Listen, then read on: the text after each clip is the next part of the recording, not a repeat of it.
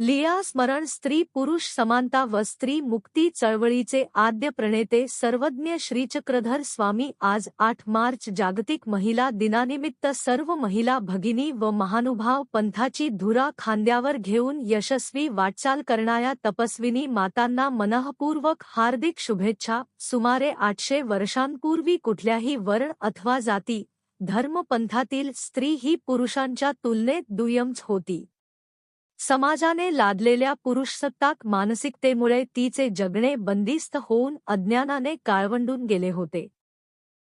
सर्वज्ञ श्रीचक्रधर स्वामींचे धर्माच्या अंतर्गत सामाजिक जाणीवेने केलेले स्त्रीमुक्तीचे कार्य अपूर्व आणि अतुलनीय आहे। त्यातून श्री स्वामींच्या या स्त्रीपुरुष समानतावादी भूमिकेमुळे स्त्रियांना अधिक बळ मिळाले। स्त्री पुरुष समानता व स्त्री मुक्ती चळवळीच्या माध्यमातून स्वामींनी स्त्री जातीचा गौरव केला आहे।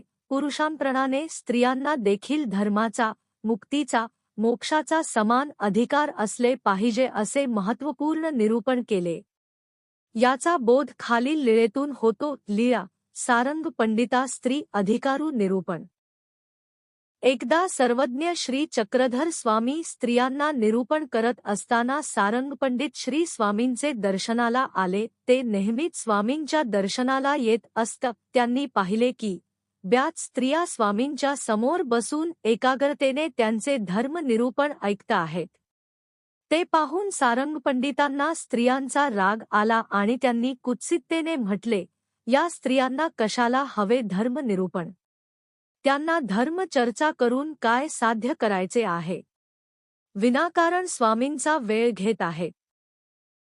एकूणच सारंग पंडिताच्या हावभावावरून स्वामींनी ताडले की सारंग पंडितांना स्त्रियांनी ऐकलेले धर्मश्रवण आवडलेले नाही, परंतु ते स्वामींना याविषयी म्हणू शकत नव्हते। यावरून श्री सारंग पंडिताला त्याच्या स्त्रीविरोधी कृतीबद्दल म्हणतात, तुमचा काय जीव आणि यांच्या काय जीवलिया, अर्थात तुमचा जीव श्रेष्ठतम। पुरुष जीवाना सर्व अधिकार आणि या स्त्रिया काही जीव नाहीत का? त्या जीवलिया ठरतात, अर्थात पुरुषांच्या तुलनेत स्त्रियांना कनिष्ठ दुय्यम स्थान असेच ना, असा उपरोधिक सवाल स्वामींनी सारंग पंडिताला केला। या रोकड्या प्रश्नाने सारंग पंडित निरुत्तर झाले। श्रीचक्रधर स्वामींनी सारंग पंडिताला या अविचाराचे प्रायचित्त म्हणून काही वेळ त्यास पाण्यात उभे राहण्याची शिक्षा देखील केली आणि त्यास स्त्रियांना पुरुषा समान अधिकार असले पाहिजेत असे सांगून त्याचे उद्बोधन केले।